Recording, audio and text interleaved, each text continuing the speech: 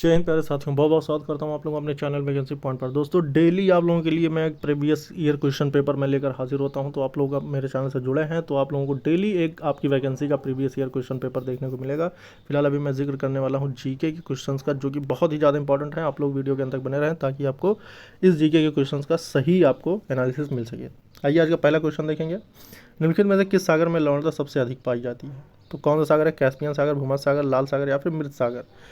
तो इसका जो 49 का जो सही ऑप्शन होने वाला है यह है आपका मृत सागर। इसमें आपका जो है सर्वाधिक लवणता मृत सागर में पाया जाता है और मृत सागर की जो लवणता है वो 337 पीपीटी है, जबकि लाल सागर की लवणता 40 पीपीटी, भूमध्य सागर की लवणता 38 पीपीटी और कैस्पियन सागर की 12 पीपीटी। ठीक है, तो सबसे ज़्यादा किसमें? लाल सागर।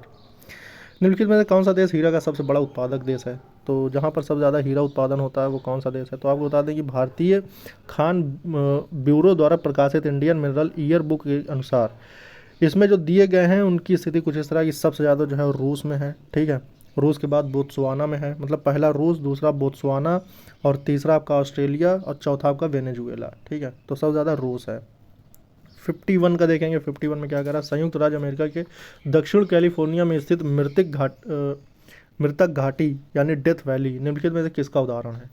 अपंतीय घाटी का, अभिनति घाटी का, या फिर पूर्ववर्ती घाटी का, या फिर रिफ्ट घाटी का? तो इसका जो सही ऑप्शन होने वाला है 51 का ऑप्शन नंबर रिफ्ट घाटी का हो जाएगा। ठीक है, निम्नलिखित में से कौन सा राज्य भारत में मैग्नीज का सर्वाधिक उत्पादन करता है? तो मैग्नीज का जो सबसे ज़्यादा उत्पादन करता है सर्वाधिक वो है आपका मध्य प्रदेश।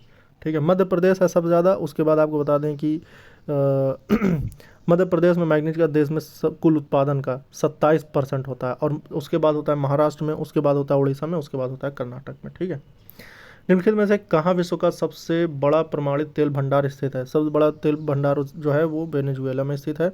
आप बता दें कि ओपेक संगठन द्वारा जारी नवीनतम आंकड़ों के अनुसार कच्चे तेल का सबसे बड़ा प्रमाणित जो भंडार है वो वेनेजुएला में है, जबकि लगभग जो कि कितना है 296.500 बिलियन बैरल। ठीक है, और इस दृष्टि से अगर देखा जाए तो सऊदी जो है दूसरे नंबर पे, पहला वेनेजुएला, दूसरा सऊदी। ठीक है, मूंगफली निम्नलिखित में से कहाँ की प्रमुख फसल है? मूंगफली। 54 का जो सही ऑप्शन होगा ये होगा गैम्बिया। इसको आप लोगों ने देखा ही होगा, बहुत ही ज़्यादा प्रचलित ये क्वेश्चन था। आगे बढ़ेंगे। क्षेत्रफल की दृष्टि से निम्न देशों की का सही आरोही क्रम कौन सा है? क्षेत्रफल की दृष्टि से सबसे बड़ा देश, सब उससे छोटा, उससे छोटा, उससे छोटा। तो आपको बता दें कि देखिए सबसे बड़ा जो देश होगा ये आपका ब्राज़ील होगा। ठीक है, ब्राज़ील किस में दिया? सिर्फ ऑप्शन नंबर ए में दिया है। तो इसमें आपको बताना है सही आरोही क्रम। आरोही मतलब बढ़ता हुआ क्रम, पहले सबसे छोटा आएगा। तो सबसे छोटा आएगा आपका अर्जेंटीना। ठीक है, सबसे छोटा अर्जेंटीना, फिर उसके बाद भारत, फिर उसके बाद ऑस्ट्रेलिया, फिर उसके बाद ब्राज़ील। तो अर्जेंटीना, भारत, ऑस्ट्रेलिया, ब्राज़ील। ठीक है, ऑप्शन नंबर सी इसका सही हो जाएगा, यानी कि ऑप्शन नंबर सी। आगे बढ़ेंगे। भारतीय संसद में निम्नलिखित में से कौन शामिल है? लोकसभा एवं राज्यसभा, लोकसभा, राज्यसभा एवं प्रधानमंत्री, लोकसभा के अध्यक्ष एवं लोकसभा, राष्ट्रपति एवं दोनों सदन। जो भारतीय संसद है उसमें क्या क्या शामिल है? तो 56 का जो सही ऑप्शन होगा, देखिए राष्ट्रपति और दोनों सदन, लोकसभा और राज्यसभा। ठीक है, 56 का जो सही ऑप्शन होगा। और ये चीज़ आपको बता दें कि देखिए भारतीय संविधान के अनुच्छेद 79 के तहत आर्टिकल 79 में क्या कहा गया है?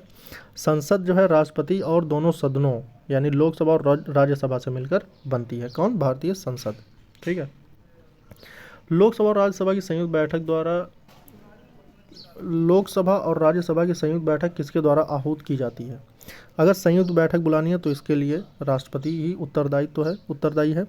और ये जो है आर्टिकल 108 में इसका प्रावधान जोड़ा गया है। ठीक है, देखिए संविधान के अनुच्छेद 108 के तहत किसी विधेयक पर दोनों सदनों के मध्य गतिरोध की स्थिति में लोकसभा और राज्यसभा की संयुक्त बैठक राष्ट्रपति द्वारा आहूत की जा सकती है। और अनुच्छेद 118 के ए में क्या कहा गया है?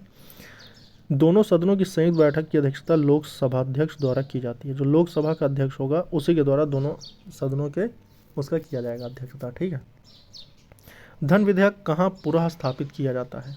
धन विधेयक जो है कहाँ पुनः स्थापित किया जाएगा? तो इसका सही ऑप्शन हो जाएगा लोकसभा में।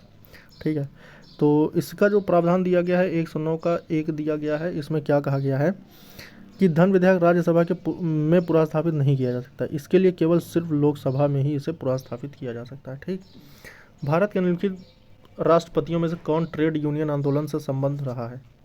ट्रेड यूनियन आंदोलन 59 का जो सही ऑप्शन होगा ये हो जाएगा वीवी गिरी। आपको बता दें दोस्तों कि डेली आप लोगों के लिए मैं एक प्रीवियस ईयर क्वेश्चन पेपर लेकर आ रहा हूं, तो आप लोग चैनल को ज़रूर सब्सक्राइब करें, वीडियो लाइक और शेयर कर देना। और ये वही प्रश्न है जो कि आपके एग्ज़ाम में पूछे जाते हैं। निम्नलिखित में से कौन सा शीतोष्ण घास का मैदान नहीं है?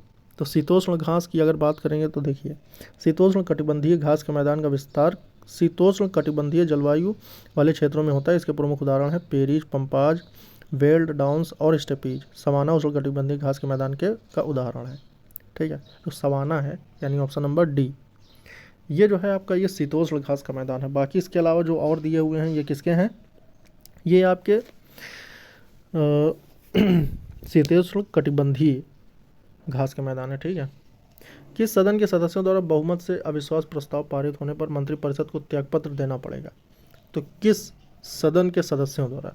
तो 61 का सही ऑप्शन होगा लोकसभा के सदस्यों द्वारा अगर अविश्वास प्रस्ताव दिया जाता है तो मंत्रिमंडल जो भी चुना गया होगा वो सारे उनको त्यागपत्र देना पड़ जाएगा। निम्नलिखित में से कौन सा राज्यपाल की नियुक्ति करता है? तो ये आप सभी को पता है कि भारत के राष्ट्रपति करेंगे। 62 का ऑप्शन नंबर डी हो जाएगा। और इनका जो अनुच्छेद होगा वो जो होता है वो 155 के तहत होता है। ठीक है, और आपको बता दें कि ये जो है ये पद राष्ट्रपति के प्रसाद पर्यंत दिया जाता, इनका जो पद है ये धारण करता है। और ये आर्टिकल जो है 156 का एक है। ठीक, ये राष्ट्रपति के प्रसाद पर्यंत पर होगा और ये नियुक्ति पर होगा। ठीक है, 155। संसद द्वारा सूची के विषय के संबंध में कानून बना सकती है। संसद द्वारा सूची के विषय जो सूचियां हैं 63 में जो सही ऑप्शन होगा ये हो जाएगा ऑप्शन नंबर, यदि राज्यसभा ऐसा संकल्प पारित करता है तो। ठीक है, चलिए, मंत्रिपरिषद सामूहिक रूप से निम्न में से किसके लिए उत्तरदायित्व है? तो 64 का जो सही ऑप्शन होगा ऑप्शन नंबर डी हो जाएगा, लोकसभा के प्रति। राज्य विधानसभा में कोई भी धन विधेयक पूरा स्थापित नहीं किया जा सकता बगैर। 65 का जो सही ऑप्शन होगा राज्य के राज्यपाल की संस्तुति के आधार पर। ठीक है, 66 देखेंगे। 66 में कह रहा है कि निम्नलिखित में कौन सा उपराष्ट्रपति का निर्वाचन करता है? नीचे दिए गए कोड से सही उत्तर। लोकसभा के सदस्य, राज्यसभा के सदस्य, विधानसभा के सदस्यों, विधान परिषदों के सदस्य। तो उपराष्ट्रपति का जो निर्वाचन है वो 66 का जो सही ऑप्शन हो जाएगा ऑप्शन नंबर हो जाएगा पहला और दूसरा, लोकसभा और राज्यसभा। ठीक है, तो 66 में जो आर्टिकल है 66 का 1, इसमें क्या कहा गया है कि भारत का उपराष्ट्रपति निर्वाचन संसद के दोनों सदनों लोकसभा और राज्यसभा के सदस्यों द्वारा अनुपातिक प्रतिनिधित्व प्रणाली के तहत एकल हस्तांतरणीय मत द्वारा किया जाता है। और इस निर्वाचन में मतदान जो होता है वो गुप्त होता है। ठीक है, यह सबसे बड़ा कन्फ्यूजन था कि उपराष्ट्रपति के निर्वाचन में कौन कौन भाग लेता है, तो ये आपका क्लियर हो चुका होगा।